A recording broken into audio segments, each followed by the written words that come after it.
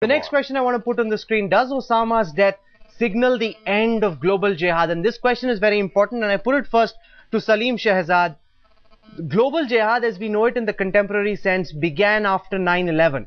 That's the way the Americans perceive it, at least that's the way in popular imagination it's thought of. Do you believe that after Osama's death there will be a downward spiral in global jihad?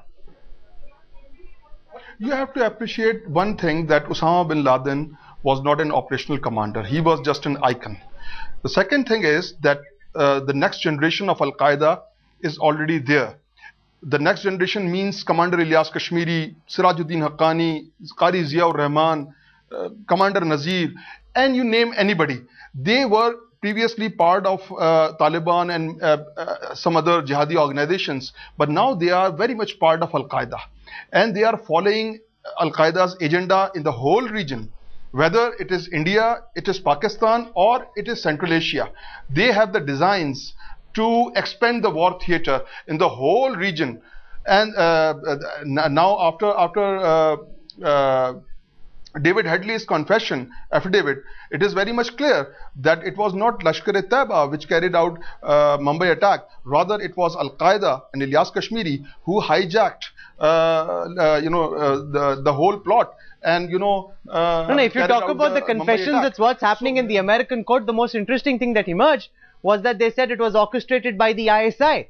That's the most crucial thing that emerged from those confessions, and that really they hijacked the whole plot. I tell you, I don't deny that ISI was not involved at all, or Lashkar-e-Taiba was not involved at all. I am simply saying that they simply enlarged the very low profile proxy war inside India into a very high profile operation. Professor Jaspal, what does this death mean for global jihad? Do you see a downward spiral now that Osama is dead?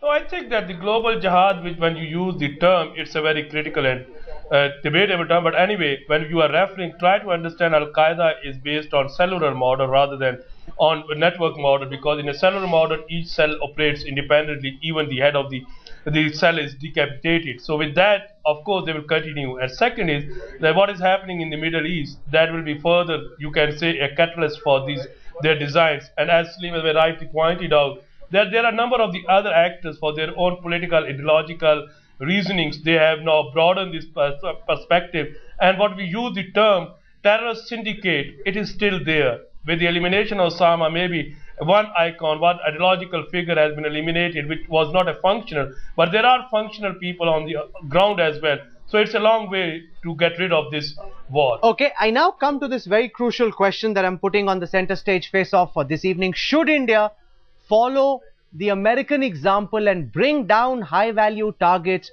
who are hiding inside Pakistan? You know, we know, for example, Dawood Ibrahim is hiding inside Pakistan, and Pakistan, like they denied Osama's existence, continues to deny the existence of Dawood Ibrahim on Pakistani soil. Can India follow that example? I want to introduce now to our viewers Professor Inder Sood, who's one of the top strategic affairs experts in Washington. He's joining us on the show. Good morning, Professor Sood. I also want to first put this question to B. Raman.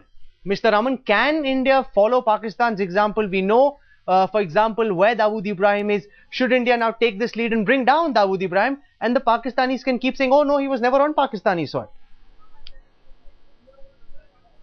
No, there are two questions. A, should India do it? And B, if India wants to do it, can India do it?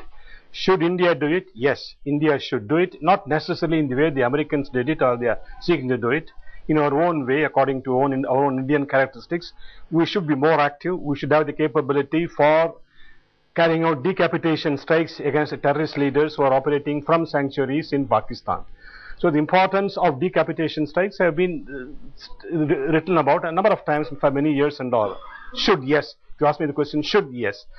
Can we do it? Do we have the capability? Can we, do we have the capability, the kind of capability which the Americans had for the collection of intelligence for mounting a helicopter type operations, etc., etc.?